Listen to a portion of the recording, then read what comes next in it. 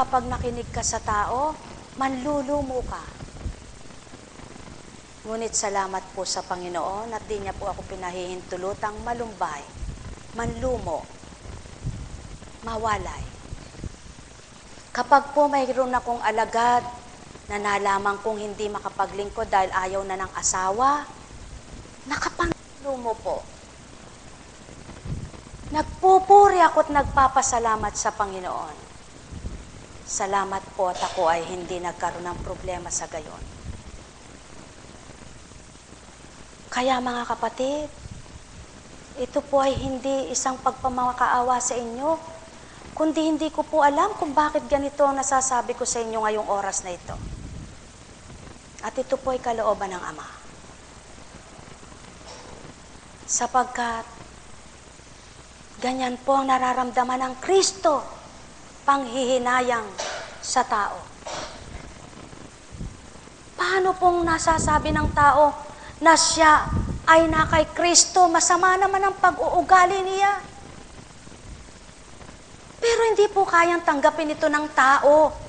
Masakim, malabis, hindi kayang tanggapin ito ng tao. Magagalit po ang tao. Pero wala po akong pakialam kahit magalit. Dahil ito po ang kagustuhan ng Ama. Ang ipangalandakan ng katotohanan at sambiti. Kalungkot po noon. Nagkasapin-sapin nga po siguro. Pagod, puyat. Katapos po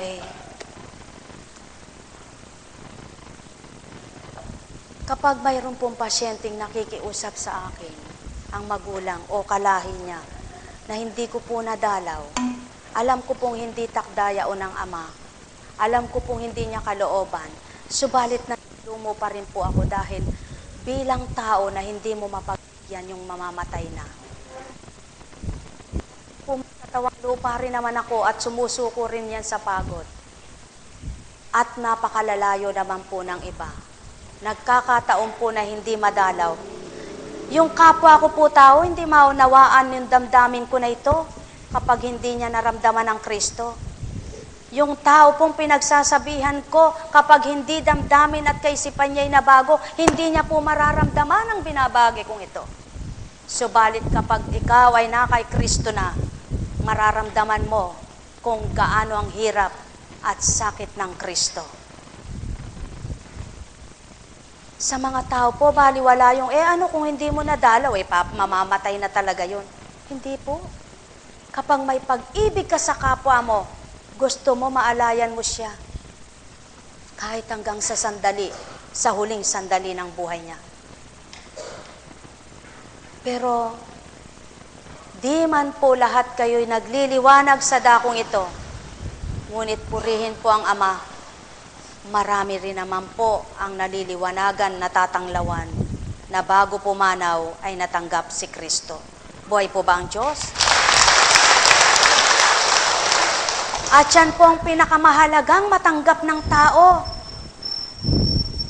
Na bakit nga ba kumisan isang alagad magkakasakit, bilang Apo Kunching magkakasakit?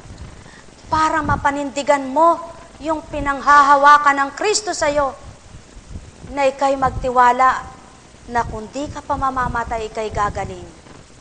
Kaya kapag po may mahina ang kalooban, pati po ako sa totoo lang hindi datalan ng dapat sabihin kung anong gawin, kung ano.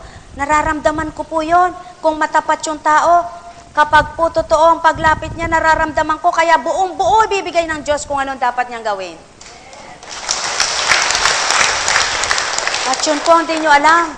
Kaya pinapaalam ko po, dahil kagustuhan na ng Ama na mabatid po ninyo. Kapag ang pasyente ay walang pagtitiwala at di naman totoo, wala siyang maririnig. Kapag ang pasyente ay matatag sa katapangan sa mundo, hindi po siya makaririnig. Kapag ang pasyente ay bato ang puso sa kasalanan, hindi niya maririnig. Subalit kapag ang pasyente ay malambot ang puso, nagpapakatotoo, tao, ibibigay lahat. Ultimong kalit-litan ng bahagi ng ugali. Mga kapatid, naway makalasap kayong lahat Naway makakilala kayong lubos at nawa po ay matanto ninyo kung anong kalooban ng ating Ama, Anak at Espiritu Santo. Nakapanlulo mo po yung kaya mo itutuwid dahil gusto mo siyang maligtas. Yung kaya mo siya itutuwid dahil ayaw mong mawasak. Yung kaya mo siya itutuwid dahil gusto mong magliwanag. Yung gusto mong ituwid, ayaw naman sa iyo. Ayaw tanggapin. Mga kapatid, tandaan po ninyo, kung kayo rin ay hihirangin ng Panginoon, magpurit, magpasalamat kayo at maging ganap po kayo. At magdalanginan po upang lahat ng naglilingkod ninyo ay maging matagumpay ang makamtan. Tagumpay at hindi kalukuan. Buhay po ba ang Diyos?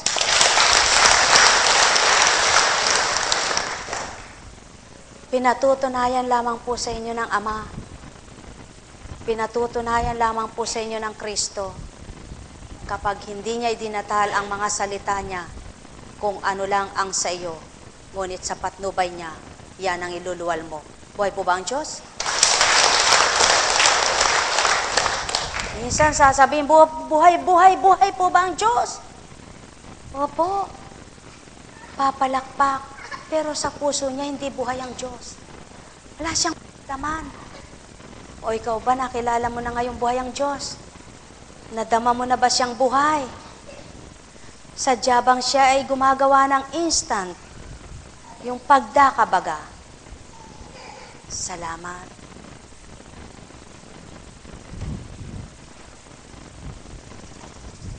Ikaw.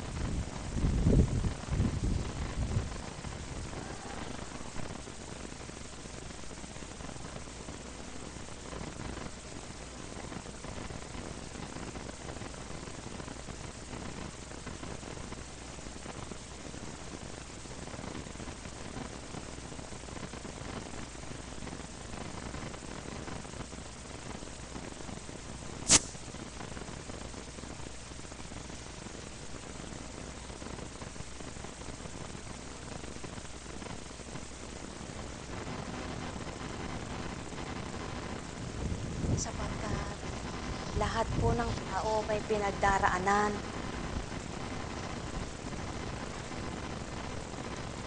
Nakakaantok po pag ganito, no?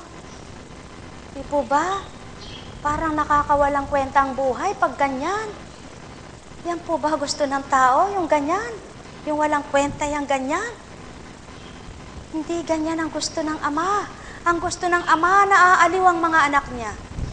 Ang gusto ng Ama, masasaya ang mga anak niya. Ang gusto ng Ama, malalakas ang anak niya. Ang lumbay ng Kristo. Kung paano ang pagsusumakit ng Espiritu na ang tao'y tanglawan at magliwanag, magbago. Subalit, paano mababago ang isang taong ang isip niya'y makamundo? Paano tatanggap ang isang taong may pusong bato? Paano magliliwanag ang nadidimla ng kaisipan at nakabalumbong sa dilim? Ang kanyang isip. Mga mahal, mahirap po ang mamuno. Napakahirap ang mamuno. Lalo't wala kang karunungan. So, walang mahirap sa Ama kapag ginusto niya na pamunuin ka. Pinakamahirap pa na makita mo ang kapwa mo, lumuluha ang kanyang kaluluwa. At naniniwala po ba kayo na ilan sa inyo ang lumuluha ang kaluluwa? Tiwala po ba kayo at naniniwala na ganito ang napagmamasdan ko? Ang pagluha ng inyong kaluluwa, ang pag-ibig ng inyong kaluluwa. Naniniwala po ba kayong nasusuri ko ito? Kung paano gutom na hindi na nabusog ang kaluluwa nyo? Ngunit lapitan ko man po ba, sasabihin mong, paano ko po bubusugin ang kaluluwa ko? Paano po mabubusog ito? Hindi mo itatanong sa akin yan. Tao ka pa rin, Pagluwal mo'y gayon ka rin. Kaya ang isang taong nagpapakatotoo kay Kristo, naghahanap ng katwirang totoo, naghahanap ng pandamang totoo, nananaliksik na totoo, at nawa po kayo'y makasaliksik sa totoo, makatanggap sa katotohanan, at magliwanag ng buong katauhan. Ang may pandinig ay nakarinig.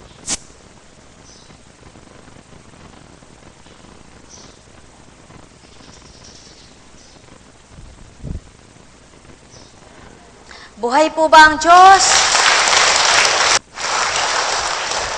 Buhay po ba talaga ang Diyos? Kayo po ba buhay ang Diyos? Ang haba, ano? Ilang daang libo naman yan.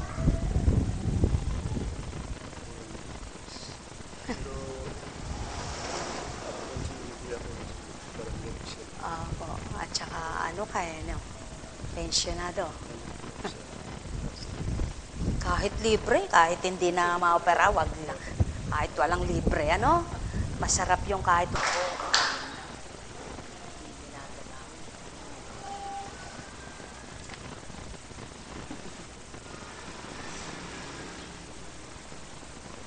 Pag may sinabi ba ako sa'yo, tatanggapin mo?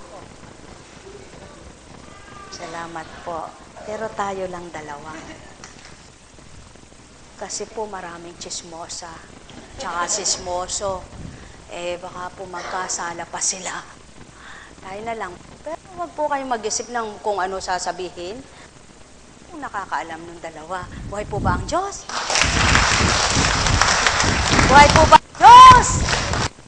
Oh, Diyos ko, tama ko. Napakasarap matulog. Ano po, lalo pagka ganyan ang panahon. Pero kung tagaktak naman ang pawis mo sa pagtulog, mabuti pang magpapadya ka ng magpuri sa Diyos. Di po ba? Buhay po ba ang Diyos? Naku, Panginoon ko at Diyos ko. Sino nga po ba? Diyos! Naku, Diyos ko, tama ko. Tunay nga pong buhay ang Diyos. Buhay ang Diyos sa mga buhay, ang pananalig sa Diyos. Buhay po ba ang Diyos? Alam niyo po bang natanong ko sa Panginoon ito? Panginoon,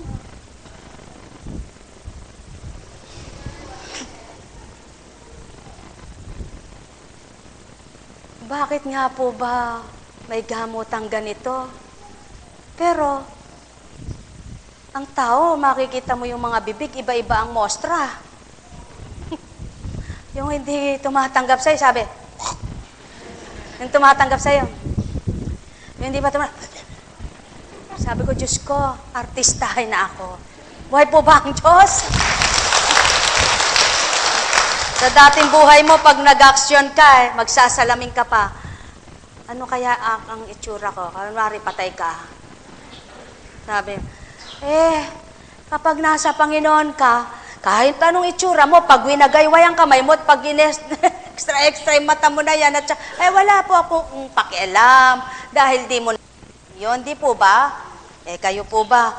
Siyempre, kung alam nyo sinasabi ninyo, napag-aralan po ninyo yan. Pero pag hindi mo alam ang sinasabi mo, pakikinggan mo pagkatapos mo